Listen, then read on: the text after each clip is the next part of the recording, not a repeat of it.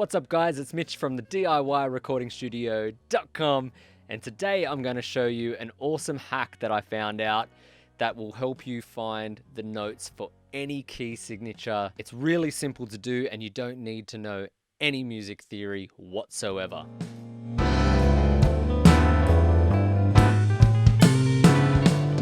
So welcome back to the channel, guys. Some of you may know this, some of you might not, but I'm actually a teacher and I teach audio and I also teach a bit of music theory and performance and a whole heap of other stuff at TAFE, which is like a private college sort of system here in Australia. And basically I wanted to branch out and start creating some more content based around not just DIY studio builds and productions, but also give home studio producers some tools that'll help them with things like music theory, because you'd be surprised where these skills might be necessary. For instance, if you're tuning a vocal for, say, an artist has come to your studio and they're doing hip hop or pop or even rock these days, and you might need to tune their vocal. Well, it's going to help you a lot if you know what notes are in that key signature. And even better yet, if you were to do vocal harmonies, it would be even more important to know the notes and the chords that you can build within a key signature. So music theory isn't just for songwriters and singers and different instrumentalists. It's also extremely important as a producer to know how key signatures work and a little bit of theory. But the trick I'm going to teach you today involves no real music theory knowledge whatsoever. It's an amazing hack that I learned while I was at uni, and it basically got me through all of my intense exams. And I can tell you now, I'm no genius when it comes to music theory at all. My background is primarily in live and studio production, and I grew up playing contemporary instruments like drums and guitar, so I barely ever did music theory before I got to university. So I had to figure out quickly some hacks that would get me through my exams, and this was one of them. So stick with me, because in the next few minutes you're going to be able to figure out the notes from any key signature, and it'll get you producing melodies quicker and just being able to get the ideas that you have in your head out in a much more effective and efficient way. And if you haven't already, please hit like and please hit subscribe down below. But let's get into it. So what we're going to look at today is a thing called the circle of fifths. So you may or may not have heard of the circle of fifths before, but it looks like this. Here we go. Okay. So this image here is of the circle of fifths, okay? And some of you may know it, some of you may not. But what it represents is every single possible key signature as a major or a minor key signature. And that's not getting into alternative versions of keys and stuff like that. All we need to know is what is the major key for now, and what it's showing on the inside here, for instance. So you've got the key of C up the top here at 12 o'clock. Okay, and from now, when we're referring to positions on here, we'll talk about them maybe in, clock terminologies because it's circular. So you've got the key of C major up the top, but you also have the key of A minor. And what you might not know is that key signatures kind of work like a positive and a negative, or like a yin and a yang. I like to think of it as a yin and a yang kind of thing, because it's kind of this weird balance they both have. So what this shows is that the key of C major is actually the same as the key of A minor. They have the exact same notes. One just starts on C, the other starts on A. But they are in effect the same key signature, okay? And everything in music theory is based around C. The key of C kind of sets the rules, okay? But all you need to know from this is that there's the key of C, the key of A, okay, and they're the same. And that goes for any of these key signatures around the circle of fifths. So G and E minor, for instance, are the exact same key. D and B minor, same key, okay? They're all the same, okay? F and D minor, B flat, G minor, etc. as you go around, okay? They're all, each one of those are linked to the one below them, okay? And then there's one last bit of information that the circle of fifths tells us. Now, you don't have to understand any of this theory. All you have to know is that there's a key of C and an A minor, and they're the same, okay? But the extra little bit that it has is the amount of sharps up the top, okay, or flats, okay? If we look at C and A, they have no sharps or flats in that key signature, and that's showing us this in the stave up the top. Okay, so if you don't know already, this thing with the treble clef, this is called a stave, that set of lines. Okay, so basically the key of C and A minor, no sharps, no flats. Okay, but when we get to the key of G major and E minor, okay, they have one sharp, okay, one sharp note. All right, and there's a very, very easy way to figure out what that sharp is. Okay, you don't need to know the theory or the reasons why. There's just an easy way to figure this out. So bear with me, we'll get to it in a sec. Okay, so let's start with the key of C. All right, and I'm just gonna scoot over to this document here. The key of C major. Okay, so whenever we want to figure out a key, so we will start with the major. Okay, so we're going to start with C major. Okay, don't worry about the minors for now, because if you figure out the major, you figure out the minor as well at the same time, effectively. Okay, so key of C, what you do, let's write key of C major. All right, just so we know what we're working on. And then all you ever need to do for the first step is write out the notes of the key going from C. So all of the notes all the way back to C. So go C, then D, then E, F, G, A, B. Okay? And then effectively on a piano we would then go back to C. Okay? But we don't need that last C. We don't need, that's called the octave. We don't need that. Okay? We just need the 7 notes. And if you didn't know already, every single key signature has 7 notes, at least, unless they're doing some other trickier stuff. But for today, we're just looking at the basic major and minor key signatures. Okay, so the key of C is these 7 notes, and it has no sharps and no flats. So let's do the same thing for G. It's the next scale. It's the next scale on the circle of fifths. Okay, so we'll do the exact same thing. We'll start on G, and we'll write out the 7 notes in that scale. Okay, so key of G major. And we'll go G, then it goes back to A, B, C, D, E, F, and then effectively back to G. Okay? But if we go back to our circle of fifths, we know that there should be one sharp note there. And if you can read a stave already, all right, you know how to read this stave, these lines where the treble clef is, you might know exactly what that note is. But I'm going to assume, like a lot of people, that you don't know how to read a stave. Okay? You don't need to, because there's this really clever little trick with the circle of fifths to figure out what these sharps are in every case. Okay? So what we do is funny enough, it's an F sharp. Okay? And it's over here on the circle of fifths. Okay? Right next to the C, the F sharp. Okay? That note there is an F. Okay? If anyone knows the rules of theory, it goes every good boy deserves fruit for the lines, and that's where the sharp lies. Okay? The first sharp is always an F. Okay? So let's make that an F sharp. All right? Real simple.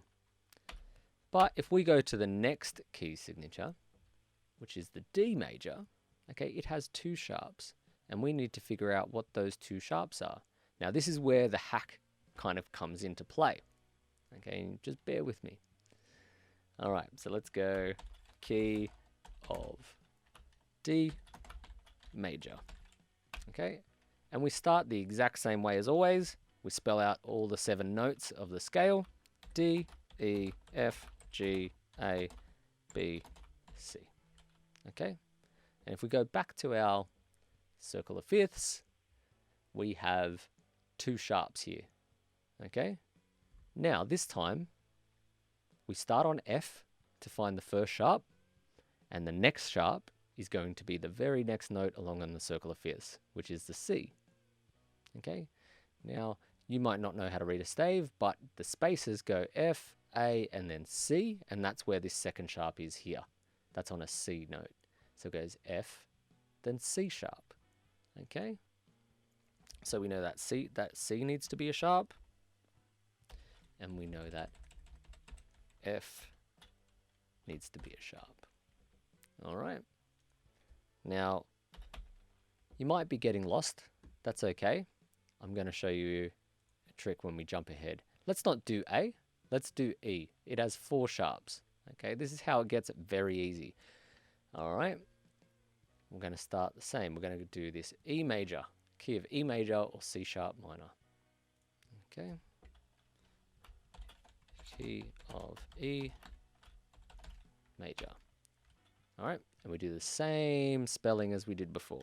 E, F, G, A, B, C, D. Okay, and it's going to have 4 sharps this time. And this might seem complicated because you're adding more sharps. It's like, how do I know which ones are sharps? Okay, well, it's really easy. Don't worry about any theory. Start on F. That's your first sharp. C is going to be the next sharp. G is going to be the very next sharp. And then D is the 4th sharp. Okay, it just follows the circle of fifths. All right, so then we just go, all right, F sharp is the first one. Sharp. C was the next sharp. Let's put a space there. G was the next sharp. Okay. And then D was the next sharp after that. Easy. Okay. F, C, G, and then D sharp. If it's got 4 sharps, you start on the F and you go F, C, G, D. Cool. So if you're at home watching this, all right, guess what sharps are going to be in the key of B major here. Okay, there's 5 sharps. It's pretty simple. All you have to do is start on F, all right, and go F, C, G, D, A. All right, 1, 2, 3, 4, 5. They will be your 5 sharps there. Let's write that one out. Okay. So let's go B major. Key of B major. And go B, C, D, E, F, G, A. All right, and we know that we go start on F. Okay, if we go back to that circle of fifths, it should be F, C, G, D, and then A as the 5. F, C, G, D, A. Okay, it just goes around those circle of fifths. So then we go back in. F sharp is always the first one. C is the second sharp. G is the next one. D is the one after that. And then A. All right. You don't need to know any theory whatsoever. Okay. I wish someone had explained this to me a long time ago. Okay, you don't need to know any theory if you can use the circle of fifths. You just start at F for the sharps, and then you go around. Okay, you could pick any key. So if I said to you, let's do the key of F sharp major, and it's got 1, 2, 3, 4, 5, 6 sharps. Okay, you just go 1, 2, 3, 4, 5, 6. So the sharps will be F, C, G, D, A, and E. It's that easy. Okay, it's that easy. All right. So you might be now asking, okay, that's well and good, Mitch. Thanks for that. But what do we do if they're flats? Okay, well, it's almost the exact same game. Okay, but on the circle of fifths, okay, what we were doing is going clockwise from F. Okay, from the F note, we're going clockwise. For flats, okay, you can see that F has a flat, 1 flat. Well, we started on F for the sharps. So guess where we're going to start for the flats. You might have guessed it. We start on the B and we go anti-clockwise instead of clockwise like we did with the sharps. So it's clockwise for sharps, anti-clockwise for flats. And I'm going to prove that in 1 second. Okay, so let's go back to our document here. All right, and let's go key of F major.